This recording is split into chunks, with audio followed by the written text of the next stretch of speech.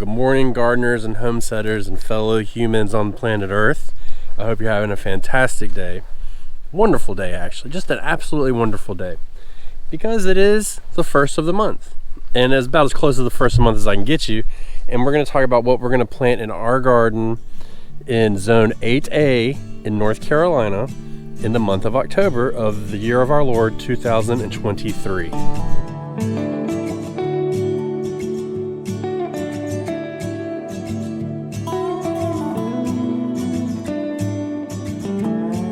You can see our garden is very well planted and there's a lot going on, and we still have room to go and we still have time.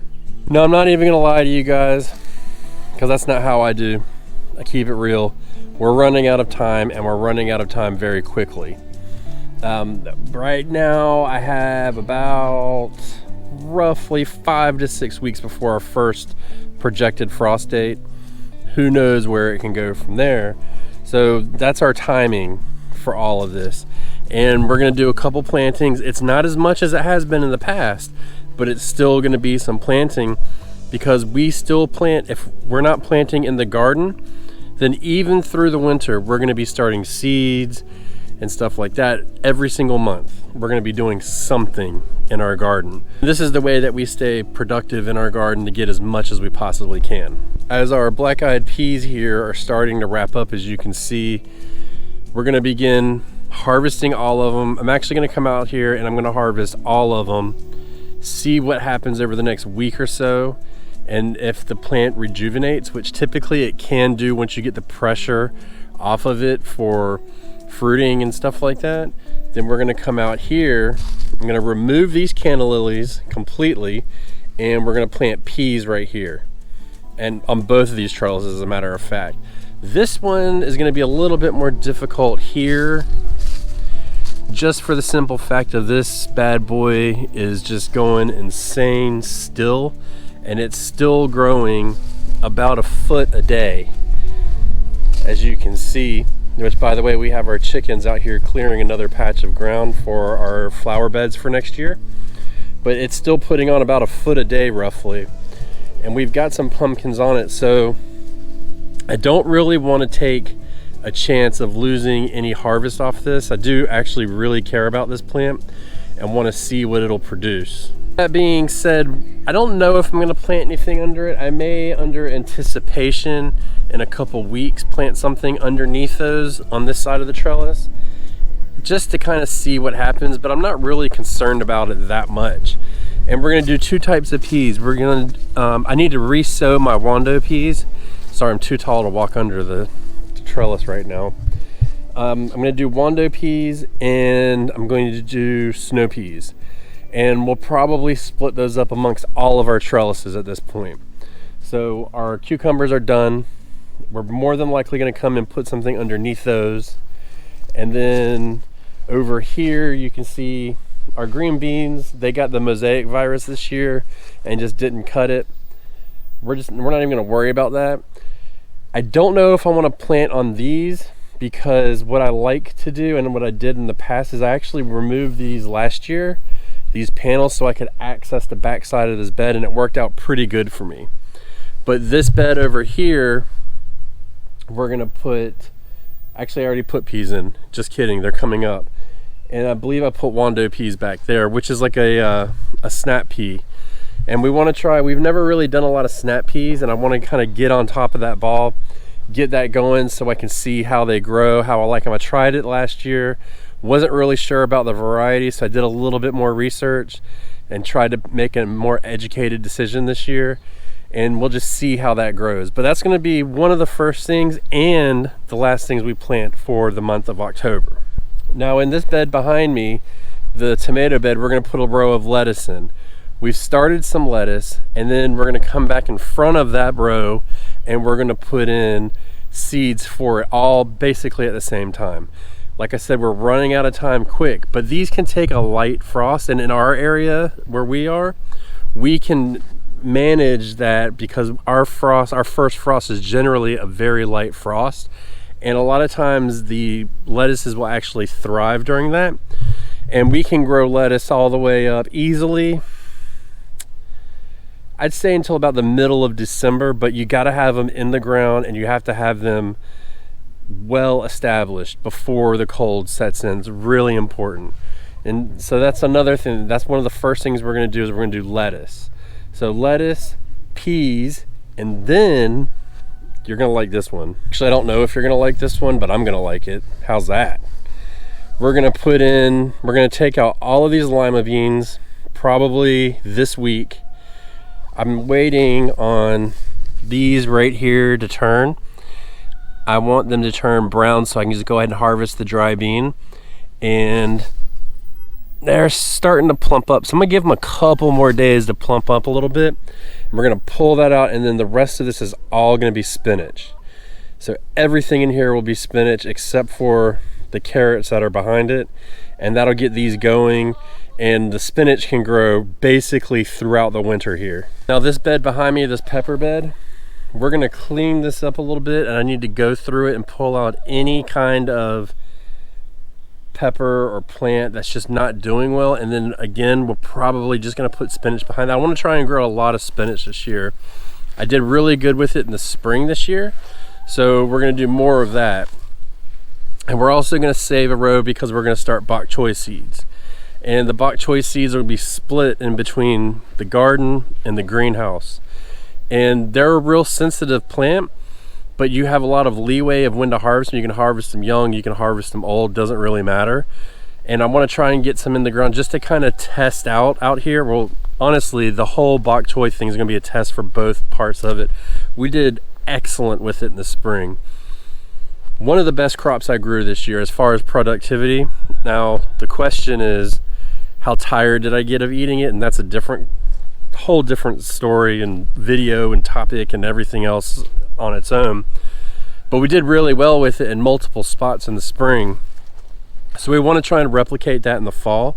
It is a little bit more difficult because in the fall you're getting less sun, where in the spring each day you're getting more and more sun. And we need to keep that into account for our plantings.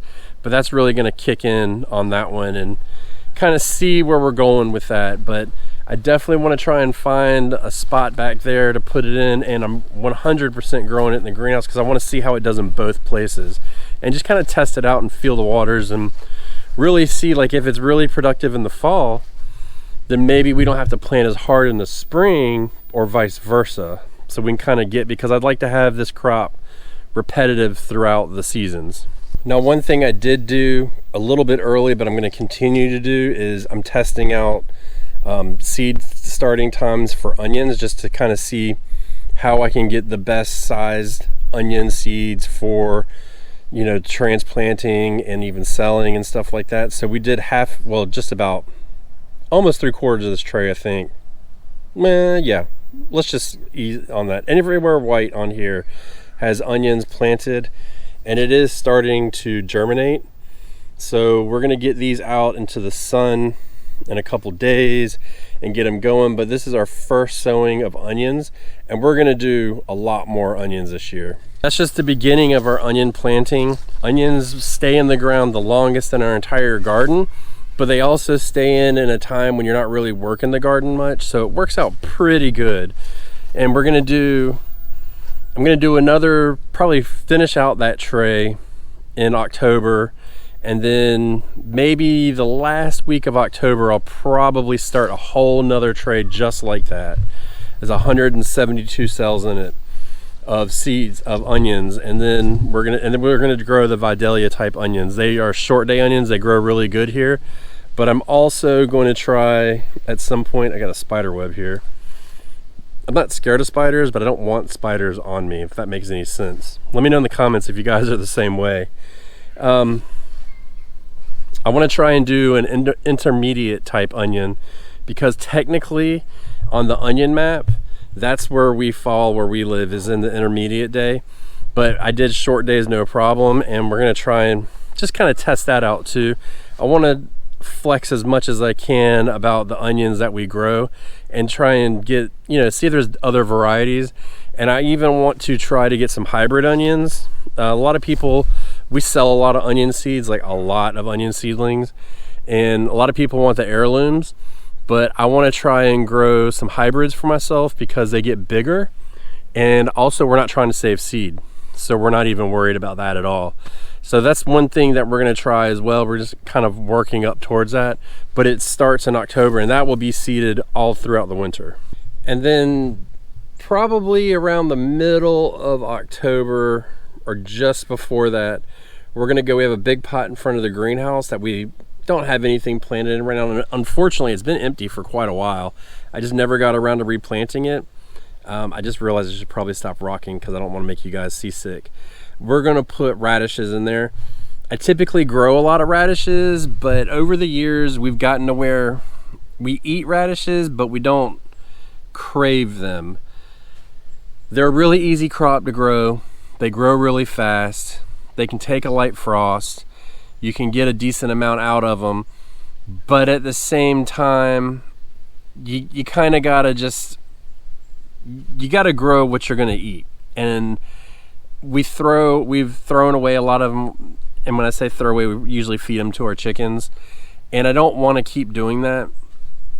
So we're just gonna do I may just fill up one pot's worth of them and then go from there, and we'll do that as well. And at the same time, we're also gonna plant kale because we forgot kale. Yeah, it just slipped my mind, and I don't need to grow a whole lot of kale, but I do need to grow some kale, and I want to get those in the ground.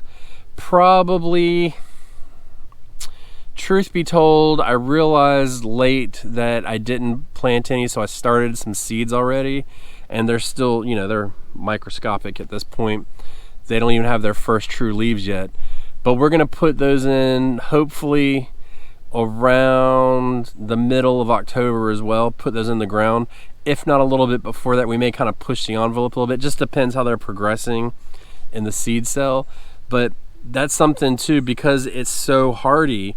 As long as it gets established, it can take a pretty good frost or even a freeze, to be honest. We grow it all winter here, and if it doesn't take in the winter, then I will replant it in about February roughly, and it should take off just fine.